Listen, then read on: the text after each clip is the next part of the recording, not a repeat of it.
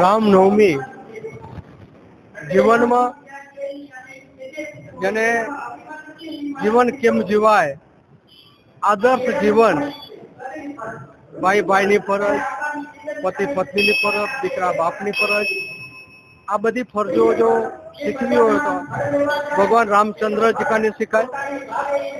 એને જે જીવન જીવ્યું છે રામચંદ્ર ભગવાને, એનામાંથી કંઈક આજે રામનવમીના દિવસે આપણે પ્રેરણા લઈ અને આદર્શ જીવન કેવું જીવાય, સંસારમાં રહીને પણ એવું જીવ્યા છે.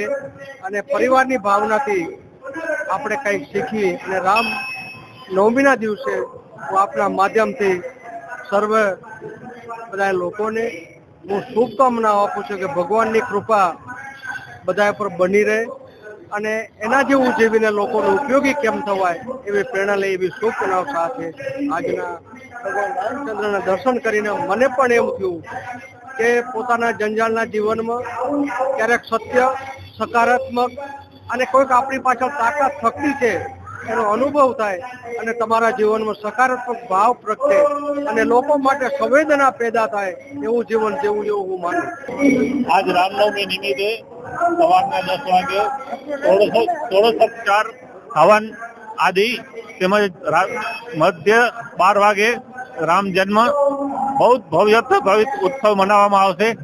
ત્યારબાદ 12:30 વાગ્યા પછી મહાપ્રસાદનું આયોજન કરવામાં આવેલું છે. તેમજ આજે છાસ કેન્દ્રનું ઉદ્ઘાટન કરવામાં આવેલું છે. સર્વ મિત્રો ને સહકાર સારો મળ્યો છે. દાતાઓ ટ્રસ્ટીઓની બહુ ખૂબ જ મહેનત સારી છે અને ભગવાન રામચંદ્રના જન્મનો બહુ જ હર્ષોલ્લાસ વર્તાઈ રહ્યો છે. અત્યારે ધારાસભ્ય છે પધાર્યા છે.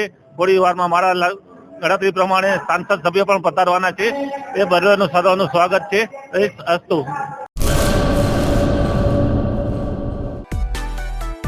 માં motor driving, safe and sure driving.